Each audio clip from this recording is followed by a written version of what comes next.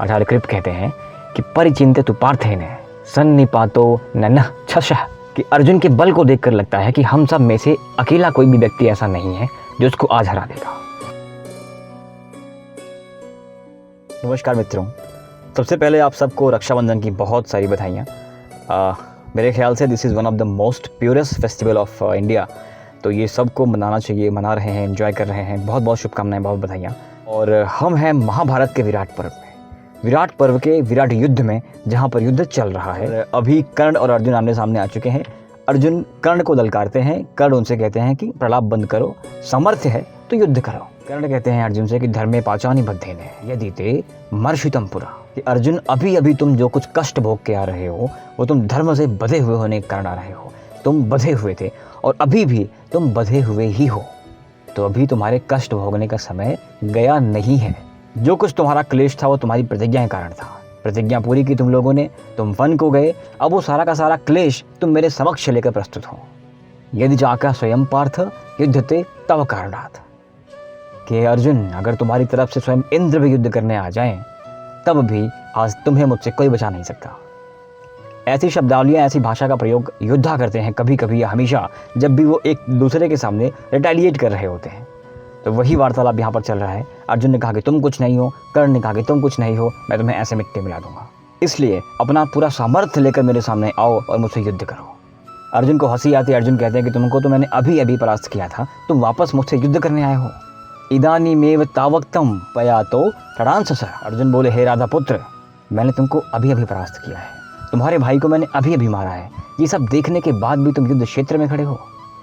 लेकिन कई बार ललकार अपने चरम तक पहुंच जाता है कि अब हाथ जो है रुकते नहीं है और गांडीव पे हाथ जाता है, इधर धनुष पे हाथ जाता है और बाण वर्षा आरंभ हो जाती है। और अब एक भयंकर बाण वर्षा आरंभ हो रही है। तिजग्रात तानकर्णे दारान गृजी शिखोपमान 4 वर्षेण महता वर्षमाण इवाम्बुध। और कर्ण अपनी शक्तियों का संधान कर रहे हैं, इधर अर्जुन अपने बाणों का संधान कर रहे हैं। और कर्ण ने अपने धनुष से बाणों को छोड़ दिया, जो कि धाड़ धाड़ धाड़ जाके अर्जुन के हाथ पे, घोड़े पे उत्तर को फिर से घायल कर दिया। अब अर्जुन को क्रोध आया। अर्जुन ने पुनः कर्ण की प्रत्यंचा काट दी। अब कर्ण के प्रहार के बाद क्या हुआ कि बिव्याधे पांडवम हस्ते तस्थ झुटी जरशीयते, मतलब कि अर्जुन के उंगलियों में, हथेली में कर्ण का एक बाण लग जाता है, इनकी मुट्ठी शिथिल पड़ जाती है। अपने धनुष पर वो ग्रिप नहीं बना पा रहे हैं। लेकिन अर्जुन तो फिर भी अर्जुन है। अर्जुन ने क्या किया? ततः पार्थो महाबाहो कर्णस्य धनुरच्छिन्नत, कि अर्जुन ने कर्ण के धन को छिन्न भिन्न कर दिया। अब यहाँ पर तीरों पे तीर, धनुष पे धनुष, गदा पे गदा, तलवार पे तलवार चले जा रहे हैं, अस्त्र शस्त्र बदले जा रहे हैं। और कर्ण ने शक्ति का संधान कर दिया और उस शक्ति को अर्जुन ने पुनः काट दिया। कर्ण के पुनः कुछ साथी आते हैं और उन साथियों को अर्जुन पुनः वध कर देते हैं और वो साथी भाग जाते हैं। कर्ण के घोड़े पर भी अर्जुन वार करते हैं, कर्ण का घोड़ा गिर जाता है, रथ टूट जाता है। अब युद्ध एक ऐसी स्थिति में पहुंच गया है जहां पर कुछ भी संभव है। या तो अर्जुन की तरफ या कर्ण की तरफ ये टिल्ट होता दिख रहा है, या इधर कभी उधर। अथा परेण बाणेन ज्वलिनेत सहाशुज, कि अर्जुन ने अग्नि बाण का संधान कर्ण की छाती पर कर दिया। अब कर्ण के पास कवच कुंडल है, छाती बेधना आसान नहीं है, लेकिन चोट तो फिर भी लगती है। आप बुलेट प्रूफ जैकेट पहन लें, गोली आर पार नहीं करती, झटका तो फिर भी आपको लगता है। अब ये डिपेंड करता है कि आपकी गोली किस गन से आ रही है, राइट। कट्टे से मारेंगे तो कुछ नहीं होगा, AK-47 से मारेंगे शायद गिर पड़े आप। तो यहाँ पर अर्जुन के प्रहार से कर्ण को मूर्छा आ जाती है और विराट पर्व में ऐसा लिखा गया है कि कर्ण वहाँ पर गिर पड़ते हैं। अब सारथी का धर्म आपको पता है, हर बार ऐसा होता है कि जब भी आपका रथी घायल हो तो सारथी का ये धर्म होता है कि उस रथी को बचाने के लिए कुछ प्रयास करे, आगे पीछे इधर उधर लेके जाए। सारथी वहाँ से लेके हट जाता है। अब कर्ण, कृप, दुशासन, विकर्ण, ये सब जो है घायल तो हो ही चुके हैं। अश्वत्थामा भी एक बार लड़ चुका है। बचते कौन है? वही हमारे पितामह अंजशांतनवो भीष्मो रथेस्माकं पितामह। अब अर्जुन उत्तर से कहते हैं कि वो श्वेत वस्त्र वाले मेरे पितामह वहाँ खड़े हैं, जो युद्ध की इच्छा लेकर खड़े हैं मेरे समक्ष, और मैं उनसे युद्ध करने चलूंगा। उत्तर तुम सावधान रहो, क्योंकि वो पितामह है। अब आप एक बात समझें कि जिस पितामह का इस समस्त ब्रह्मांड में ढंका है, उसके सामने वो बालक उत्तर जाने का साहस कर सकता है? वो अपनी बग्घी को, घोड़ों को कैसे आगे लेके बढ़ा जाए? अब उसको मोटिवेट करना है। जैसे भगवान ने अर्जुन को गीता में मोटिवेट किया था कि तुम कैसे नहीं कर सकते, तुम कैसे कर सकते हो, वैसे ही यहाँ पे अर्जुन मोटिवेट कर रहे हैं। भगवान के पास ज्ञान था, अर्जुन के पास बाहुबल है। अब अपने बाहुबल को बताते हैं उत्तर को कि मैं हूँ कौन। अर्जुन उत्तर को बताते हैं कि मैंने इंद्र की आज्ञा से पोलोम और कालखद्र नाम के राक्षसों का वध किया था अपने इन्हीं हाथों से, इसी धनुष के साथ। मैंने इंद्र से चामुंडी और ब्रह्मा से शीघ्र बाण चलाने की विद्या सीखी है।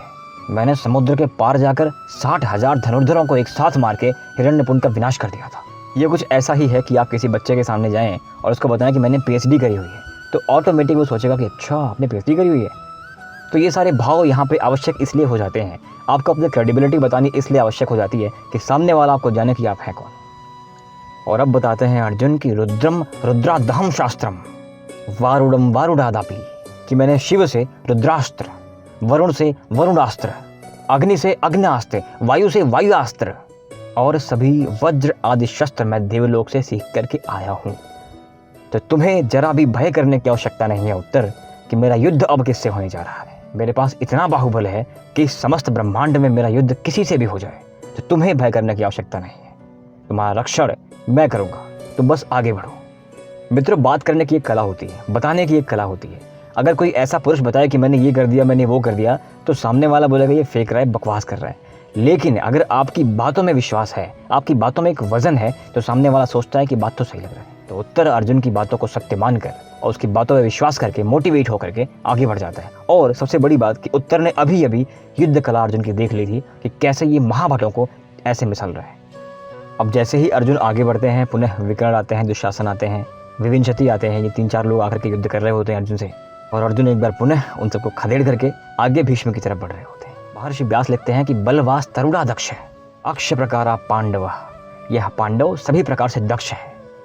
अर्जुन बलवान है, तरुण है, फुर्तीला है, बाण विद्या को जानने वाला है, और जो इसका वेग है कदाचित इस समय इस क्षेत्र में सिर्फ देवकी नंदन कृष्ण और शांतनु नंदन भीष्म के अलावा कोई और नहीं रोक सकता इसको। तो पुनः युद्ध शुरू होता है और पितामह युद्ध करते हैं। पितामह का युद्ध शायद आप जानते हैं कि पितामह को इच्छा मृत्यु थी, जब तक चाहें तब तक जिए। और पितामह के बाजुओं में इतना सामर्थ्य था कि जब तक वो चाहें अपने शत्रु को काटते रहें। ये अलग बात है कि पितामह को अपने मित्रों से बड़ा प्रेम था, वो कौरव और पांडवों को समान मानते थे। ये दुराचारी ना होते तो शायद सब कुछ ठीक होता, आज अलग ही बात होती। खैर, जो नहीं था वो नहीं था, ऐसी बातें हमें नहीं करनी चाहिए। ऐसा होता तो कैसा होता। हम युद्ध में आते हैं तो अथैन दशाभिर्वाणे प्रत्यविंधस्तनांतरे, मतलब छाती में 10 वाण अर्जुन ने ठोक दिए।